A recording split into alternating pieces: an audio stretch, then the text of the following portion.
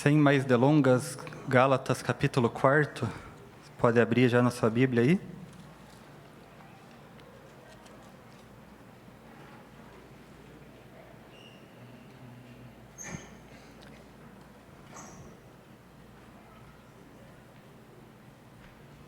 Gálatas capítulo 4, então nós estamos estudando Gálatas já há algumas semanas aí. Todos aqui, ou pelo menos aqueles que acompanharam, já sabem qual é o contexto da Epístola de Gálatas, por que Paulo estava escrevendo essa epístola, o que eles estavam vivendo lá, qual que era a dificuldade principal ali na região da Galácia, o que Paulo estava combatendo. Os judaizantes, o que os judaizantes queriam que os gálatas fizessem? Circuncisão. E não apenas a circuncisão, mas a circuncisão como um símbolo de que eles deveriam obedecer toda a lei. Então, é isso que Paulo está, de uma maneira geral, argumentando contra na Epístola de Gálatas. Nos capítulos 1º e 2º, Paulo trata já dessa questão, mas uma ênfase maior na defesa do apostolado de Paulo, né? Dentre esses ataques que os gálatas estavam sofrendo, grande parte deles envolvia também uma dissuasão em relação àquilo que Paulo tinha ensinado, né? Então, para os falsos mestres colocarem a sua doutrina falsa na cabeça dos gálatas, eles precisavam tentar diminuir a importância e a autoridade de Paulo. Então, nos capítulos 1º e 2º, Paulo está se defendendo e falando que foi Jesus quem o chamou, foi Jesus quem o revelou para ele a sua doutrina. E tem ali o episódio da discussão de Paulo com Pedro, em que Paulo mostra que ele não era inferior aos demais apóstolos e que ele também não estava indo contra eles, mas que existia um consenso. Então, Paulo estava apenas explicando o que foi essa discussão com Pedro. E daí a gente chega nos capítulos 3º e 4º, em que a gente chega no centro da argumentação teológica de Paulo. Então, nos capítulos 3º e 4º, Paulo vai falar de uma maneira mais expositiva porque aquilo que ele tinha falado desde o começo era efetivamente a verdade e estava alinhado com o Antigo Testamento. O Carlos, semana passada, expôs o capítulo 3º aí, né? Trouxe alguns argumentos, né, que Paulo começa a falar, e daí agora a gente vai tratar de outros argumentos teológicos, concluindo essa parte mais teológica do livro. Capítulos 5º e 6º, daí são as implicações dessas verdades que Paulo trouxe. Então, capítulo 5º e 6º são mais práticos, mas agora a gente precisa fechar o entendimento de por que aquilo que Paulo falava era efetivamente a verdade, né? Então, por que não a lei e por que a salvação pela graça? No finalzinho da aula passada, o Carlos deixou uma deixa, né, para essa aula, porque o finalzinho ali do capítulo 3º, do versículo 23 ao 29, Paulo começa a falar sobre a nossa filiação em Cristo, e é justamente isso que ele vai começar a falar no capítulo 4º. Então, feita toda essa introdução, né, para a gente lembrar onde que nós estamos, para a gente chegar aqui no nosso ponto dessa aula de hoje, a gente vai estudar o capítulo 4º de Gálatas, mas estudar o capítulo 4º de Gálatas é bem diferente de eu ficar falando aqui, né? Então, a gente não vai ler em voz audível aqui, cada um na sua Bíblia, aí vai ter, então, a oportunidade de ler por conta própria, ok? Eu já fiz isso outra vez e eu acho que isso é bem propício para a escola dominical, tá? Você não veio aqui para assistir uma palestra, você veio aqui para participar de uma aula. Então, eu vou convidar você agora a fazer a leitura, você e Deus aí, você e o Espírito Santo, para absorver primeiro por sua própria conta aí, né, aquilo que essa epístola fala, e daí a gente vai poder conversar um pouco mais sobre isso, né? Então, alguns minutinhos aí, eu vou orar antes de tudo aqui, depois da oração você vai ter alguns minutinhos para poder estudar aí, por conta própria, e depois eu vou começar a expor um pouco mais detalhadamente, ok?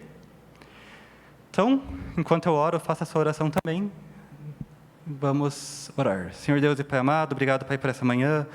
Obrigado por esse dia que o Senhor nos dá, obrigado pela graça maravilhosa que o Senhor nos deu de podermos estudar a Tua Palavra. Obrigado, Pai, pelo sacerdócio universal dos crentes, obrigado pelo Teu Espírito Santo que habita em nós, porque o Senhor nos permite estar aqui e poder ter acesso direto a Ti, Pai, poder entrar no Santo dos Santos com intrepidez no Teu sangue, como nós cantamos agora há pouco, podendo, Pai, ouvir da Tua voz, ouvir da Tua Palavra, ouvir daquilo que o Senhor tem para nós, Pai. Em nome do Filho amado Jesus, que palavras de homens não subsistam, mas que seja a Tua Palavra ficando, gerando fruto, gerando das Tuas maravilhas em nós, Pai. Nós dependemos de Ti, nós precisamos de Ti, se não for o Senhor, nada está certo. Então, em nome do Filho amado Jesus, que seja o Senhor nesse lugar agora, em nome do Filho amado Jesus. Amém, Senhor. Ok? Então, alguns minutinhos aí. Se alguém não tiver Bíblia, pode chegar aí do lado de um coleguinha. Mas é importante que todo mundo faça essa leitura.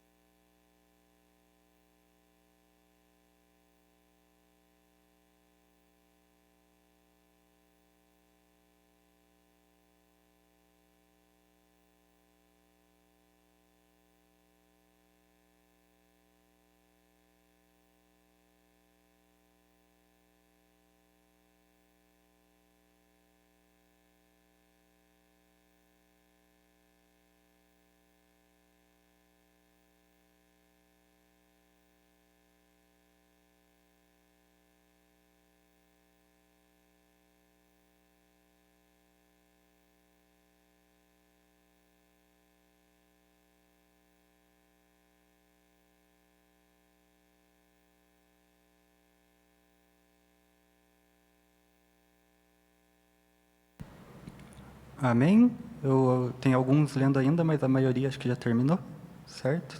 Então, tá, todo mundo leu, acho que foi bem legal, assim, o pessoal deu para perceber que estava levando bastante a sério. A primeira parte, então, do nosso capítulo 4 ali, nós estamos olhando ali que Paulo começa a falar justamente daquilo que ele terminou o capítulo 3º, né? Nossa filiação em Cristo, né? Que vai ali do 1 ao 7, né? Alguém quer fazer algum comentário? Alguma coisa que chamou a atenção nessa primeira parte ali, do 1 ao 7? Enquanto estava lendo?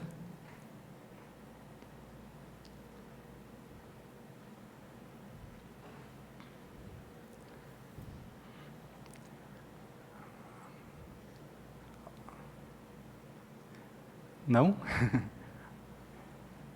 Alguma coisa que tenha chamado a atenção? Não?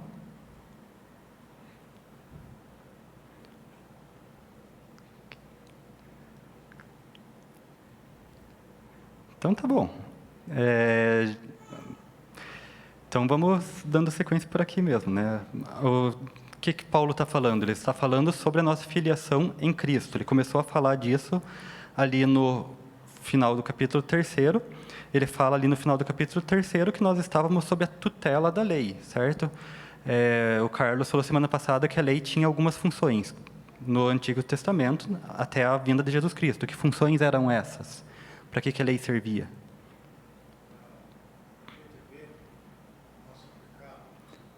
Isso, para nós vermos o nosso pecado, a nossa culpa. O que mais? Que diz ali, no final do capítulo 3º.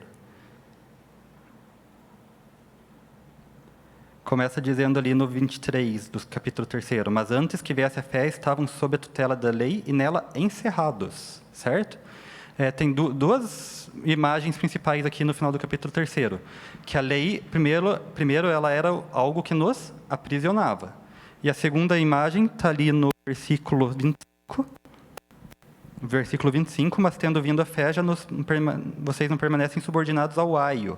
O que era a figura do aio? Era a figura de um pedagogo, né? um escravo que era designado para cuidar da criança e ensinar da criança. Então, é como se até a vinda de Cristo nós estivéssemos aprisionados, mas não apenas uma prisão em que nós éramos guardados. Então, essa prisão ela não tinha função apenas de nos restringir. Na verdade, a principal função dessa prisão era nos proteger daquilo que poderia nos afetar. E a segunda imagem era a figura de alguma coisa que nos ensinava qual é a vontade de Deus. E a terceira função, que é essa aí que o tio Mário citou, é a função de nos mostrar que nós somos pecadores, né? Aqui em Gálatas não está tão explícito isso no texto, mas se você for ler lá Romanos 3, o versículo 19 ao versículo 20, Paulo escreve lá que aquilo que a lei dizia, ela dizia para que se cale toda a boca. Se você for ler Romanos 3,19, é exatamente isso que está escrito lá. A lei veio para que se cale toda a boca e todo mundo seja culpável perante Deus. Isso é Romanos 3, 19 e 20. Ou seja, para que a lei veio? Para que ninguém tenha o que chegar diante de Deus e querer dizer que eu sou plenamente santo, eu mereço a minha salvação. Eu fiz por merecer, então a salvação é algo que foi conquistada por mim. A lei existe exatamente para que ninguém tenha o que dizer perante Deus que de si próprio é uma pessoa santa. A lei veio para encerrar todo mundo sob o pecado, para que todo mundo reconhecesse que precisa de Deus, que necessita de um Salvador enviado por Deus, que é Jesus Cristo, para que a salvação se manifestasse por graça. E, através dessa graça, nós nos tornamos filhos de Deus. E agora Paulo está detalhando aqui como essa filiação em Cristo ela acontece. E ele começa dizendo assim no capítulo 4, que durante o tempo que o herdeiro é menor, em nada difere do escravo. Então, nós somos filhos, mas esse filho, quando ele nasce, ele é menor de idade, obviamente. Até ele ter maturidade, ele não tem a capacidade de discernir muitas coisas, ele não tem a capacidade de entender o significado total da vida, né? Então, quando ele é um menor de idade, o que essa criança, esse filho, que ainda que seja um herdeiro, o que ele pode ou não fazer? Ele pode fazer compras, por exemplo. Hoje em dia tem crianças que fazem, mas teoricamente não pode, certo? Ele pode escolher em quem ele vai votar para presidente e governador? Não pode. Teoricamente, ele é o herdeiro das coisas, mas ele não tem o direito de pegar o carro do pai e sair dirigindo, certo? Enquanto ele é uma criança. Então, ele é uma criança. Ele não difere em nada de um escravo. O escravo também não tem direito a fazer nenhuma dessas coisas. Por quê? Porque ele não é o dono. Enquanto o filho é menor, em nada ele difere, porque ele não tem ainda a maturidade para poder administrar essas coisas. Mas, versículo 2, mas está sob tutores e curadores até o tempo predeterminado pelo pai. Hoje nós temos uma maioridade que é definida em 18 anos. Mas aqui, a criança, enquanto ela era menor de idade, ela não tinha direitos até o tempo predeterminado pelo pai. Então, o pai diria o tempo em que aquela criança passaria a ter direitos ou não. Versículo 3. Assim também nós, quando nós éramos menores, estávamos servilmente sujeitos aos rudimentos do mundo. Então, aqui Paulo não está falando da gente de uma maneira individual. Está falando de nós como o povo de Deus, certo? Quando nós, como povo de Deus, éramos menores, nós estávamos sujeitos aos rudimentos do mundo. Então, quando que nós éramos menores, como povo de Deus? Antes de chegar o tempo pré-determinado pelo Pai. O tempo pré-determinado pelo Pai é o tempo que Jesus veio e instituiu a nova aliança. Então, quando nós éramos menores, sob a antiga aliança. Nesse tempo, nós estávamos sujeitos a quê? Aos rudimentos do mundo. Na NVI vai estar escrito aos princípios elementares do mundo. O que é isso? Do que Paulo está falando?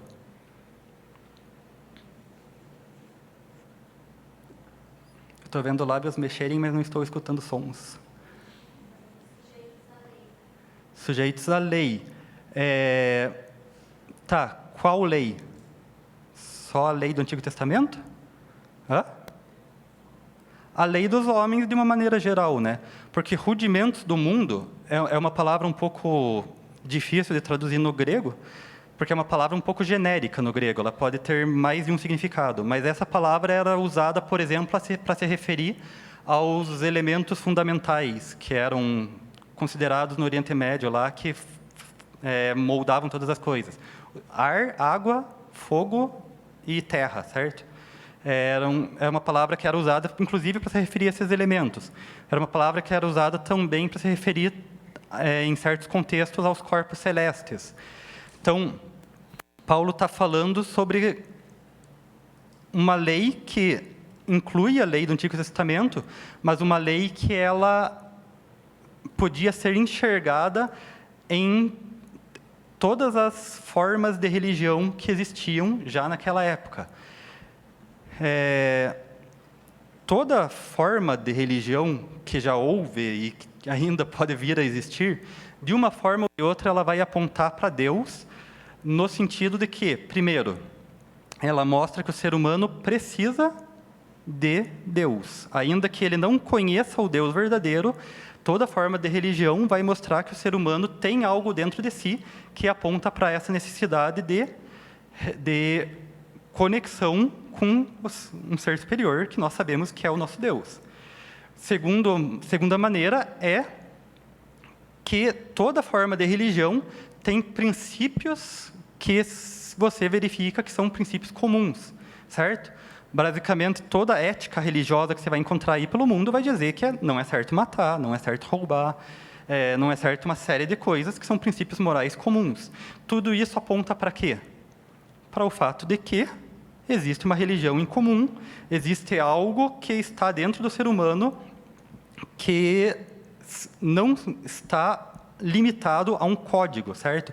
Paulo vai falar no começo de Romanos sobre a revelação natural e sobre a revelação que está na consciência do ser humano. Então, todo mundo é culpável perante Deus, quer tenha ouvido a palavra de Deus, quer não. Por quê? Porque essa revelação está disponível a todos os homens através da natureza e através da consciência dos homens. Não sei se alguém aqui já refletiu, por exemplo, nas civilizações ali da América do Norte, Central, ali nos maias, nos astecas. Até hoje, os pesquisadores se perguntam como que existem pirâmides, né? Não são exatamente pirâmides, mas parecem pirâmides lá no México Antigo, e como que existem pirâmides no Egito e em outras áreas ali da Ásia, né? Essas pirâmides ali dos astecas, elas são chamadas de zigurates, né? E não sei se vocês já se deu conta, mas existe um zigurate na Bíblia, certo? Onde que está isso relatado? Gênesis, capítulo 11, Torre de Babel.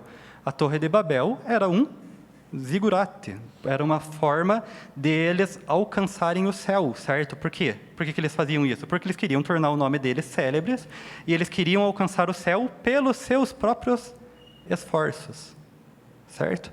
Então, como que tem um negócio lá no México que é parecido com um negócio lá no Egito?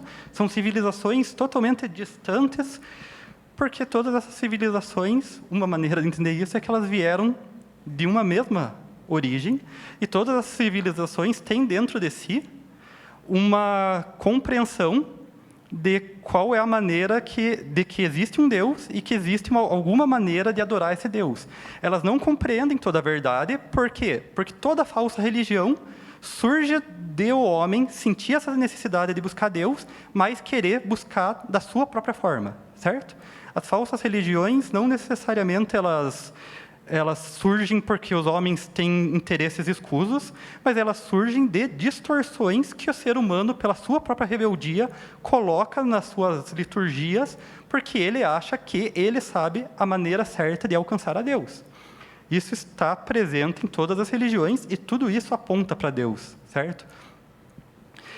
Inclusive, alguns grupos de ateus, eles tentam utilizar essas semelhanças entre as religiões para querer dizer que o cristianismo não seria válido, para dizer que o cristianismo não é tão diferente das outras religiões assim, tem pontos de contato. Só que o argumento deveria ser exatamente o contrário, né? C.S. Lewis, que foi um ateu convicto e depois se tornou um grande influenciador cristão, né? Não só se tornou cristão, como uma pessoa bastante influenciadora, ele diz, inclusive, que ele não poderia crer no cristianismo se não houvesse semelhanças do cristianismo com todas as outras religiões, se não houvessem pontos de contato. Porque se uma religião é a religião verdadeira, essa religião deveria estar presente com sinais e indícios desde o começo dos tempos. Ou seja, desde o começo dos tempos, os homens deveriam estar buscando a esse Deus verdadeiro e deveria haver sinais dessa busca por esse Deus verdadeiro dentro dos homens.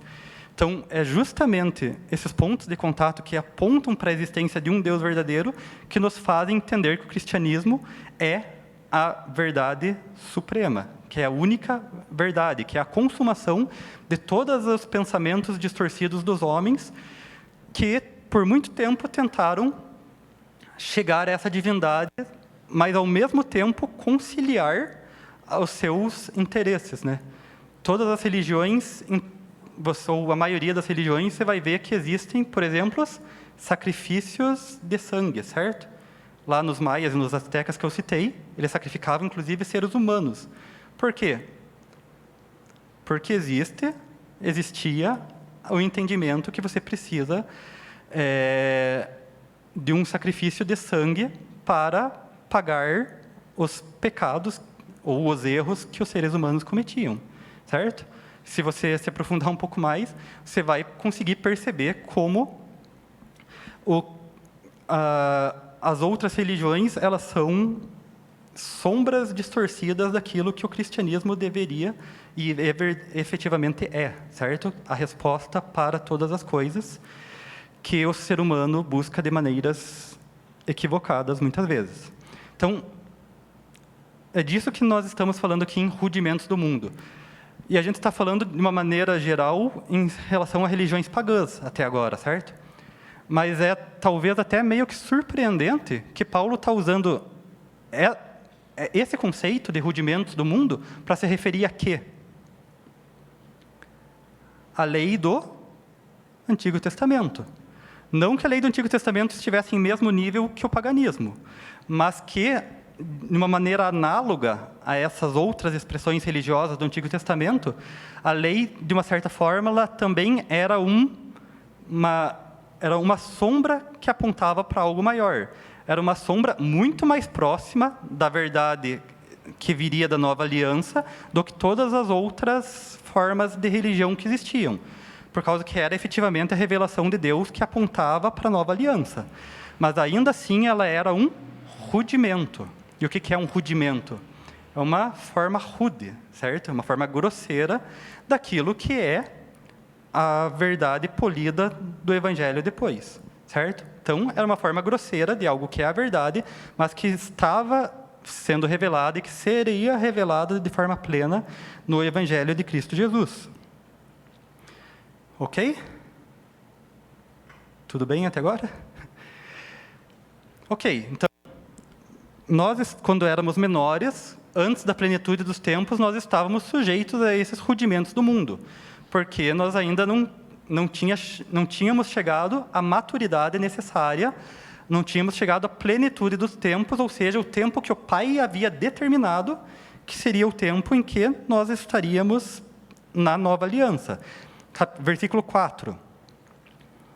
Vindo, porém, a plenitude do tempo, Deus enviou seu Filho, nascido de mulher, nascido sob a lei, para resgatar os que estavam sob a lei. Então, chegou a plenitude do tempo, quando? Em Jesus Cristo. A fim de que recebêssemos o quê?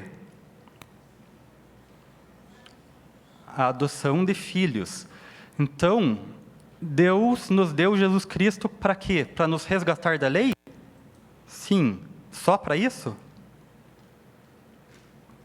Ou para algo mais do que isso? Deus simplesmente nos salvou da lei, mas nos deixou à parte de um relacionamento com Ele? Ele nos tornou em quê?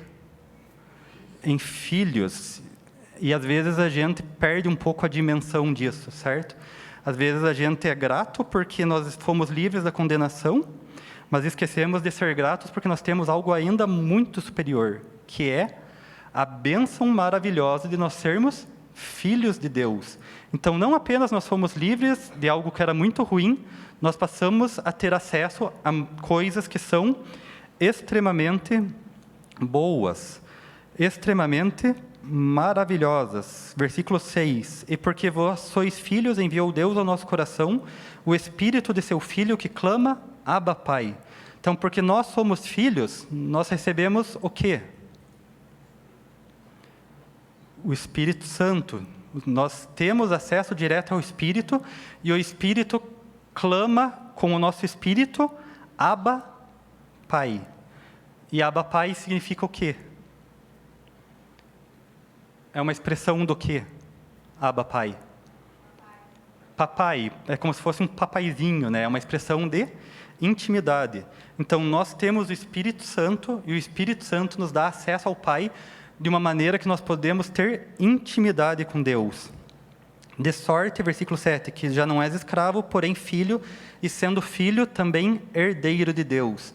Como filhos, nós somos herdeiros de tudo aquilo que Jesus Cristo também é herdeiro. Jesus Cristo nos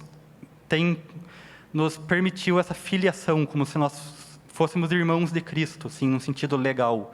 Então, num sentido legal, de adoção legal, nós temos direito por herança a tudo aquilo que também é direito de Cristo, certo? É uma coisa que os teólogos chamam de união mística com Cristo, né? Nós somos unidos com Cristo de maneira que nós sabemos que se Jesus Cristo ressuscitou, nós também ressuscitaremos. Nós somos unidos em espírito, mas também em corpo, a ponto de que Paulo fala lá em 1 Coríntios 6, né, quando Paulo está repreendendo o pessoal lá da igreja de Corinto pela sua sensualidade, né, pelas suas práticas sexuais ilícitas. Paulo fala lá: vocês não sabem que vocês são membros de Cristo? Como que vocês vão tomar os membros de Cristo e fazer deles membros de meretrizes? Né? Porque vocês não sabem que quando o homem se une com uma mulher, eles são um só corpo. Então, nós estamos unidos em Jesus Cristo e nós temos, com isso, direito a todos os direitos que um filho tem. Né? Nós não teremos apenas uma eternidade na qual nós estamos livres do inferno. Nós teremos toda uma eternidade em que nós teremos contato direto, íntimo, pleno com o Pai. E isso é uma coisa que a gente não deveria se acostumar, né? Isso é uma coisa que nós deveríamos nos ajoelhar todo dia e agradecer com um sorriso enorme na face, né? É por isso, talvez, que parte do fruto do Espírito lá seja a alegria.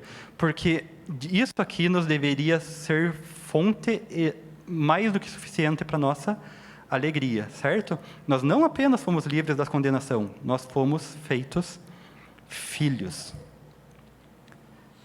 Amém? Ok, então, essa é a primeira parte aí do versículo 1 ao 7, mas Paulo vai continuar o argumento dele, ali do versículo 8 até o versículo 20, a segunda parte desse capítulo. E o que Paulo vai falar agora, do versículo 8 até o versículo 20?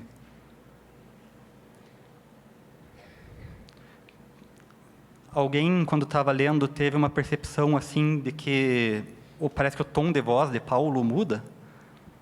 Não sei se alguém teve essa sensação.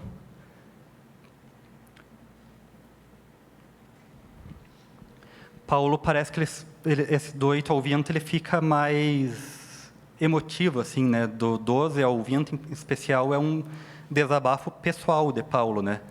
Porque o que Paulo está falando agora? Ele acabou de falar dessa maravilha de que nós somos filhos, certo?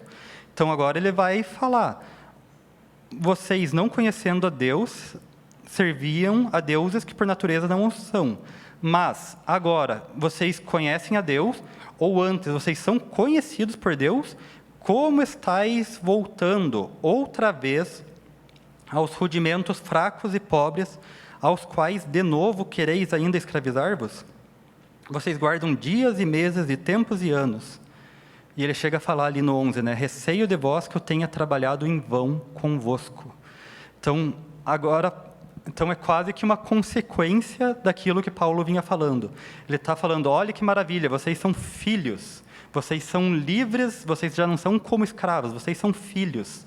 E vocês, agora que são filhos, estão preterindo essa condição de filhos para querer voltar àqueles rudimentos fracos e pobres aos quais vocês estavam submetidos antes. E novamente Paulo está comparando a lei aos rudimentos do paganismo, né? Aqui fica mais claro isso, né? No versículo 8 ele fala de deuses que não são deuses, então ele está se referindo aos deuses gentílicos ali, né? Os deuses que os gregos serviam, e ele está falando sobre a aliança da lei, uma aliança que você deveria estar submetido, uma aliança de obras, e ele está chamando isso de rudimentos fracos e pobres, aos quais quereis ainda escravizar-vos. Então, quando nós perdemos a nossa dimensão sobre a filiação que nós temos em Cristo, quando nós começamos a esquecer disso, quando nós começamos a minimizar o fato de que Deus nos deu essa graça maravilhosa, que Ele não era obrigado de maneira nenhuma a fazer, mas ainda assim Ele nos concedeu essa graça maravilhosa de sermos filhos, o que isso muitas vezes começa a fazer dentro de nós? A nossa tendência natural é fazer como todo ser humano fez ao longo da história de alguns milênios aí da raça humana, né? Querer viver a religião do nosso próprio jeito. E isso se reflete de duas maneiras ao longo da história. Aqueles que vão viver numa religião totalmente inventada, com deuses estranhos, e que vão querer satisfazer os seus impulsos, por exemplo, criando deuses do sexo e criando doutrinas totalmente loucas assim a respeito disso. Mas tem aqueles que vão querer seguir uma religião que vai no sentido contrário. Não de que você pode fazer tudo, mas uma religião que você não pode fazer nada, mas que você, através disso, sente um senso de justiça própria.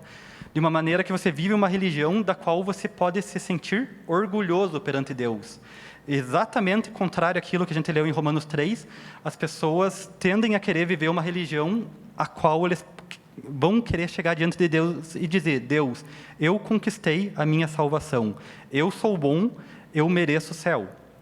Porque o ser humano é intrinsecamente, desde o começo da existência do ser humano, desde Adão e Eva, o ser humano é orgulhoso. Esse é um pecado extremamente abominado por Deus, porque o orgulho está na raiz de praticamente qualquer coisa que vai motivar a rebelião do ser humano com Deus. Seja para o ser humano querer correr totalmente no sentido contrário e querer fazer tudo o que dá na cabeça, seja para ele querer olhar para Deus e dizer: Deus, eu não dependo do Senhor. Eu consigo ser bom às minhas próprias custas. Seja vivendo uma ética ateia que diz que eu consigo ser bom sem Deus, seja eu vivendo um falso cristianismo que diz que eu consigo ser salvo pelas obras da lei. Ok? E é isso que os judaizantes estavam fazendo, não só através da circuncisão, mas através da guarda de todos aqueles mandamentos cerimoniais do Antigo Testamento. Versículo 10. Vocês guardam dias e meses e tempos e anos. E Paulo chega a dizer: eu receio de vós que eu tenha trabalhado em vão para convosco. Né? Isso existia dentro das religiões gregas ali, né? Dias especiais, meses especiais, e existia dentro do judaísmo. Não só o sábado, mas os dias de festa de lua nova, os meses de jejum e uma série de coisas, uma série de ritos, né?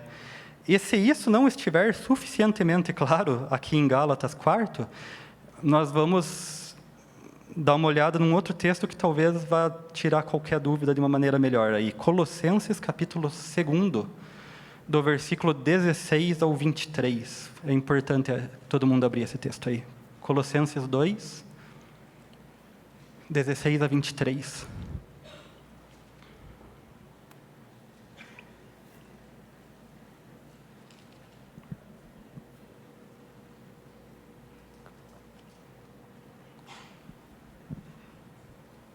Tio Mário, consegue ler para a gente aqui? Colossenses 2, 16 até o 23. Ninguém, pois, vos julgue por causa da comida e bebida, ou dia de festas, ou lua nova, ou sábados, porque tudo isso tem sido sombra das coisas que haviam de vir, porém o corpo é de Cristo. Ninguém se faça árbitro contra vós outros, pretextando humildade e culto dos anjos, baseando-se em visões, enfatuado, sem motivo algum, na sua mente carnal, e não retendo a cabeça, da qual todo o corpo, suprido e bem vinculado por juntas e ligamentos, cresce o crescimento que procede de Deus. Se morrestes com Cristo para os rudimentos do mundo, porque como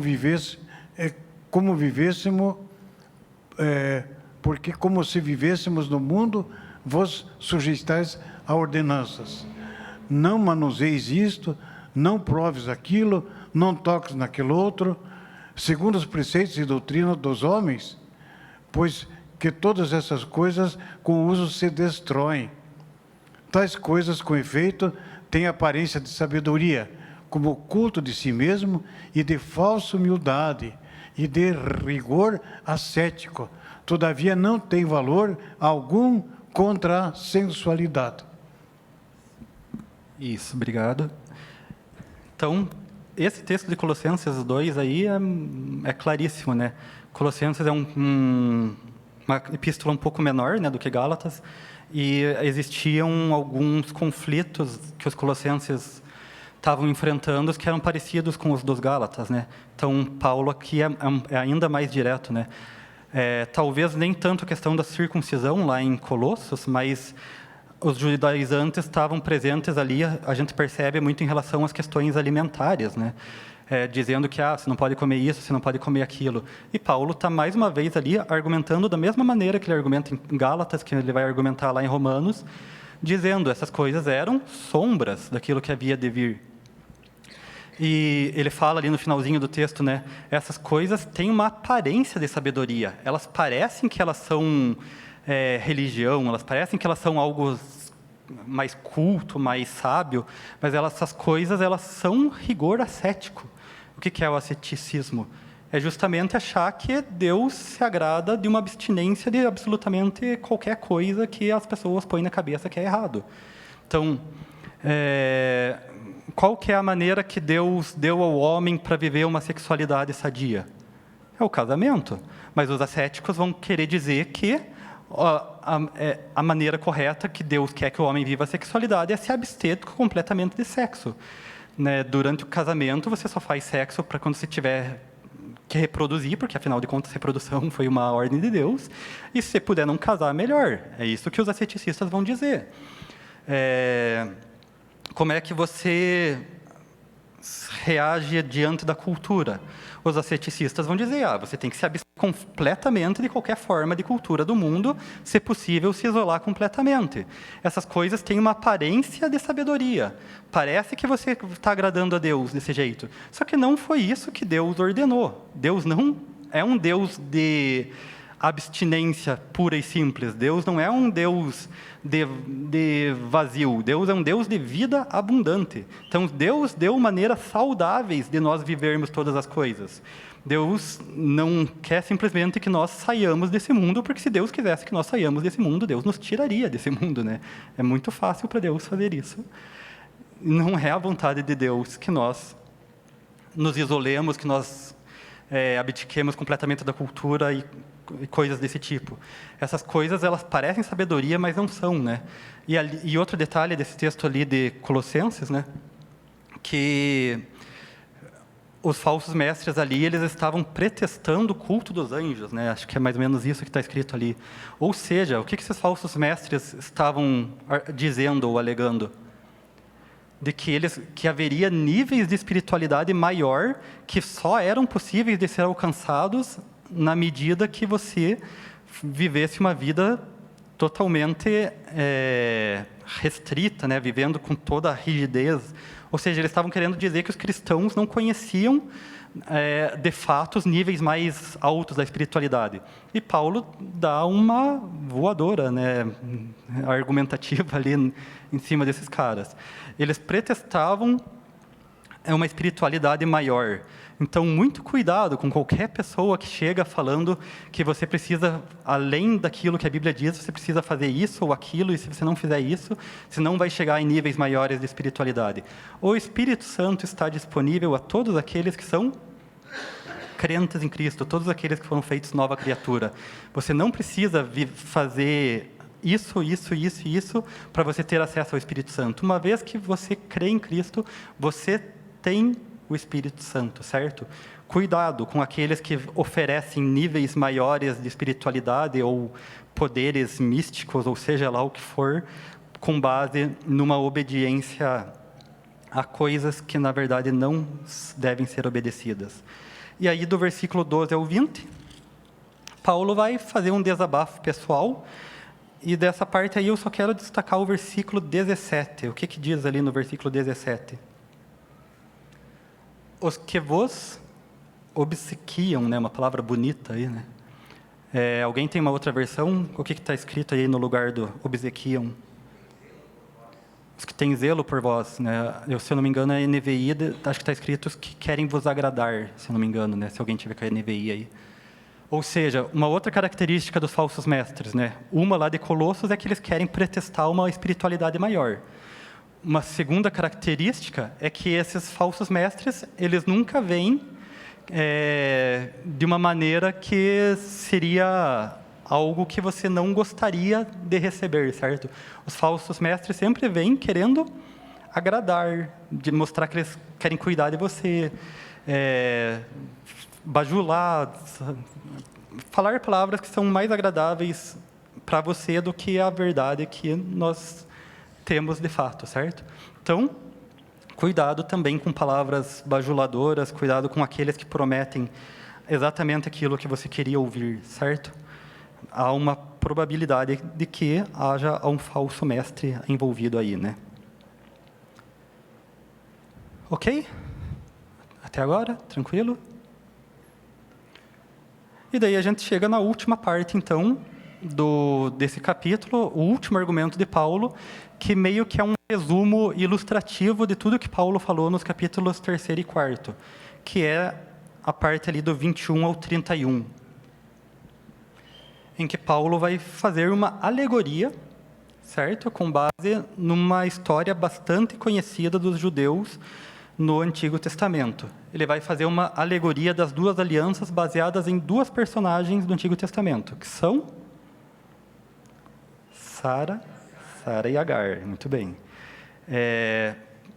E por que isso é forte para os judeus ali, para aqueles que queriam viver como os judeus no Antigo Testamento? Porque uma das coisas que os judeus mais se orgulhavam no Antigo Testamento é que eles eram descendência de Isaac, certo? Descendência de Abraão, mas através da linhagem de Isaac. E agora Paulo vai trazer duas figuras, a figura de Sara, que é mãe de Ismael, e a figura de Agar, que é mãe de Ismael, e a figura de Sara, que é mãe de Isaac. E ele vai falar que a antiga aliança, a aliança do Monte Sinai, representa qual dessas duas personagens? Agar. Então ele vai falar, vocês que querem viver com base na lei, com base na aliança do Monte Sinai, vocês são descendência de Ismael. Vocês podem ser descendência sanguínea de Isaac, mas espiritualmente vocês são descendência de Agar. Vocês não estão representados em Sara e Isaac, vocês estão representados em Agar e Ismael. Isso é uma alegoria, tá? Paulo está fazendo uma alegoria aqui. Não quer dizer que, quando você lê lá o Antigo Testamento e lê a história de Sara e de Agar, você necessariamente deveria entender isso que Paulo está trazendo aqui, tá? Uma alegoria é uma história que é utilizada para associar outros conhecimentos e ter a compreensão daquilo que a pessoa está querendo dizer, tá?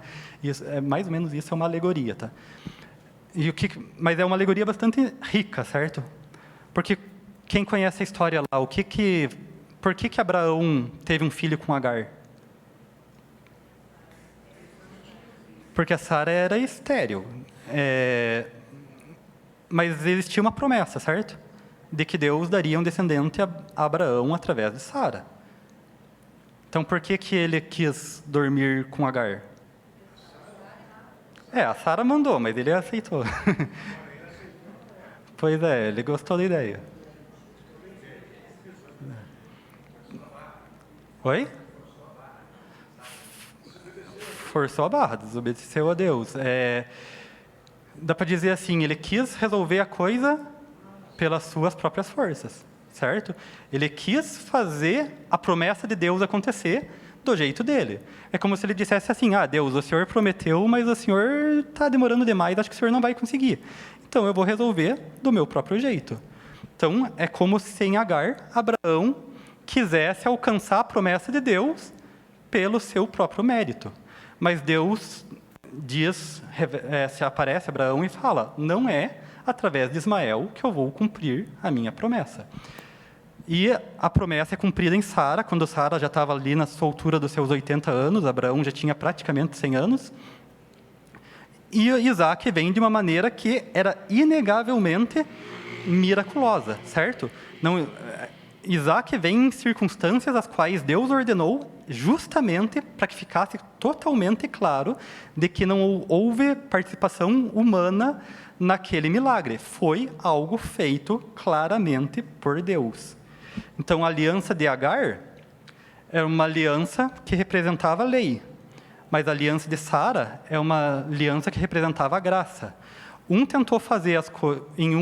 Abraão tentou fazer as coisas pelas suas próprias forças, mas isso não foi o cumprimento da promessa de Deus, e houve muitas consequências que existem até hoje, né? Em relação aos povos que se originaram ali de Ismael e que foram inimigos e são inimigos ali do povo judeu até hoje, ali no contexto do Oriente Médio. Em Isaac, efetivamente, veio a descendência dos israelitas e a descendência do Messias, né, Jesus Cristo, que salvaria a todos, né? E no versículo 30, ali ele diz, né? Contudo, o que diz a Escritura? Lança fora a escrava e seu filho, porque de modo algum o filho da escrava será herdeiro com o filho da livre. Nós, que somos descendentes de Abraão pela fé, somos filhos da livre. Nós não somos filhos da escrava. Então, não há por que nós nos submetermos à escravidão novamente. Ok? Tranquilo?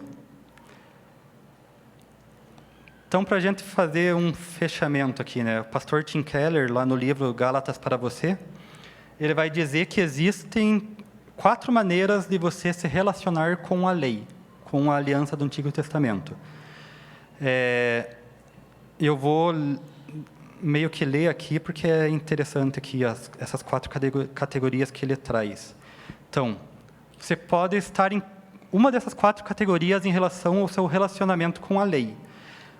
Você pode ser das pessoas que cumprem a lei e dependem da lei, ok? As pessoas que buscam cumprir a lei e dependem da lei. Quem são essas pessoas? Essas pessoas estão debaixo da lei e costumam ser presunçosas, moralistas e superiores. Por fora, elas têm grande certeza de que elas se acertaram com Deus, mas no fundo, elas experimentam uma grande insegurança, porque ninguém pode ter plena certeza de viver à altura do padrão exigido. Isso deixa essas pessoas melindrosas, sensíveis à crítica e arrasadas quando as suas orações não são respondidas. Nesse tipo se incluem membros de outras religiões, mas estou pensando basicamente nas pessoas que vão à igreja. Essas pessoas têm muito em comum com os fariseus da época de Jesus. Pessoas que querem cumprir a lei e acham que dependem da lei. Elas, por fora, ostentam um padrão de religiosidade muito forte, mas por dentro elas vivem inseguras porque elas sabem que elas não conseguem cumprir toda a lei, e isso deixa elas melindrosas, deixa elas arredias, né? Se Deus não atende uma oração delas, elas já começam a se desesperar, achando que elas não são salvas, e elas acabam se comportando como os fariseus. Segunda categoria, as pessoas que não obedecem à lei, mas que dependem da lei. Quem são essas pessoas? São as pessoas dotadas de uma consciência religiosa de forte justificação pelas obras, mas elas não vivem de uma maneira coerente com isso. Ou seja, elas acham que elas precisam obedecer à lei para ser salvas, mas elas sabem que elas não conseguem, então elas meio que chutaram o balde. Então elas não vivem de uma maneira coerente com isso. Por consequência, elas são mais humildes e tolerantes com os outros, mas embora também sejam sempre assoladas pela culpa, sujeitas a oscilações de humor e, às vezes, bastante receosas de assuntos religiosos. Algumas vezes elas podem ir à igreja, mas elas permanecem sempre na periferia de sua vida, devido à sua baixa autoestima. Ok? São pessoas de consciência religiosa, que acabam sendo mais humildes e tolerantes, porque sabem que não cumprem a lei, mas vivem sempre numa baixa autoestima, porque acham que sempre estão sendo julgadas por Deus e que não conseguem alcançar aquilo que Deus quer delas. 2 categorias de pessoas. Terceira, as que desobedecem à lei também, mas não dependem da lei. E essas são as que descartaram o conceito de lei de Deus. Elas são pessoas intelectualmente seculares ou relativistas, ou têm uma espiritualidade muito vaga. Elas escolhem a maior parte dos seus próprios padrões morais e depois insistem em afirmar que os cumprem. Então, elas escolhem aquilo que elas entendem como padrão moral, e como elas escolhem, elas dizem que cumprem. Afinal de contas, foi elas que escolheram aquilo que elas conseguiam cumprir. Mas Paulo, em Romanos capítulo 1, diz que no nível do subconsciente, elas sabem que existe um Deus e que deveriam obedecê-lo. Tais pessoas costumam ser mais felizes e tolerantes do que qualquer um dos grupos anteriores. No entanto, entre elas, há sempre um forte sentimento de justiça própria liberal. Fazem por merecer a própria salvação, sentindo-se superiores aos outros. E esse é só um tipo menos óbvio de justiça própria. Ok? Elas dizem que elas não dependem da lei, elas não cumprem a lei, porque elas, talvez, em alguns casos, nem acreditem muito na Bíblia e em Deus, mas, no final das contas, elas são o seu próprio padrão de justiça moral. Então, no final das contas, elas também vivem buscando uma justiça própria. E a quarta categoria são os que obedecem à lei e dela não dependem. Então, há cristãos que compreendem o Evangelho e vivem da liberdade que ele proporciona. Eles obedecem à lei de Deus pela grata alegria resultante do conhecimento de sua condição de filhos e da liberdade do medo e do egoísmo que os falsos ídolos haviam gerados. Eles são mais tolerantes do que as pessoas do tipo 3, são mais solidários do que as do tipo 1 e mais confiantes do que as do tipo 2. Todavia, a maioria dos cristãos lutam para ser praticantes do tipo 4 e tendem a ver o mundo como alguém dos tipos 1 ou 2, ou às vezes até do tipo 3. Na proporção em que fazem isso, são espiritualmente pobres. Ok? Entenderam os 4 tipos aqui que o Tim Keller traz? A maioria dos cristãos lutam para ser do tipo 4. Né? O tipo 4 é o que compreende o Evangelho e vive o Evangelho segundo a sua liberdade. Mas tendem a viver conforme os tipos 1 ou 2. Ou vivendo farisaicamente, achando que, exteriormente, achando e até mentindo para si mesmo que consegue cumprir a lei e consegue viver num padrão extremamente alto, mas por dentro são pessoas inseguras e melindrosas, críticas. Ou o tipo 2, que é o tipo que sabe que não consegue cumprir a lei, mas vive o tempo todo de cabeça baixa, vem à igreja, mas não quer fazer nada na igreja, porque se acha indigno, se acha não merecedor, fica pensando se um dia, será que Deus vai me perdoar de fato? Será que um dia vou ser salvo de fato? Porque são pessoas que vivem sob o jugo ainda da condenação da lei. Uma é totalmente cega ao fato de que é pecadora e acha que consegue cumprir a lei. Outra entende que é pecadora, mas vive sob a condenação de Deus porque não conseguiu compreender totalmente a liberdade do Evangelho. E como eu já falei antes, quando nós começamos a nos esquecer da dimensão do Evangelho e do que Cristo fez por nós, ainda que nós já tenhamos compreendido o Evangelho, nós começamos a querer viver de uma dessas maneiras, ou do tipo 1 ou do tipo 2, porque existe uma rebeldia dentro do coração do homem que sempre vai tentar nos levar a fugir de um relacionamento mais íntimo com Deus. A gente quer buscar um legalismo por causa que a gente se sente mais confortável no legalismo. É muito mais fácil viver uma religião em que você tem regras do que viver uma religião em que você tem que buscar um relacionamento verdadeiro com Deus e Deus vai tocar em áreas da sua vida que o legalismo não tocaria. Também é mais fácil também, às vezes, chutar o balde e viver da maneira como você quer, nem que isso, às vezes, traga um sentimento de culpa. Mas o verdadeiro Evangelho é aquilo que, ainda que às vezes a gente tenha que lutar contra a nossa rebelião interna, é aquilo que nos traz verdadeira liberdade e nos traz efetiva salvação em Cristo Jesus. E aí a pergunta que fica, então, para a gente concluir essa aula é, hoje, né, em qual desses tipos você está classificado, né? Hoje, o que você está vivendo?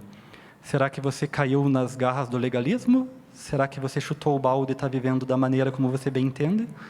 Ou será que você compreende a liberdade e as maravilhas do Evangelho e vive a vontade moral de Deus porque é grato e entende aquilo que Deus fez por você e não de uma maneira como quem necessita cumprir isso para buscar a salvação, né? Em qual dessas maneiras que você se encontra hoje? Vou dar um tempinho para você fazer a tua oração silenciosa aí, refletir você e Deus sobre isso, e depois eu vou orar aqui em voz alta para encerrar, ok? Alguém quer falar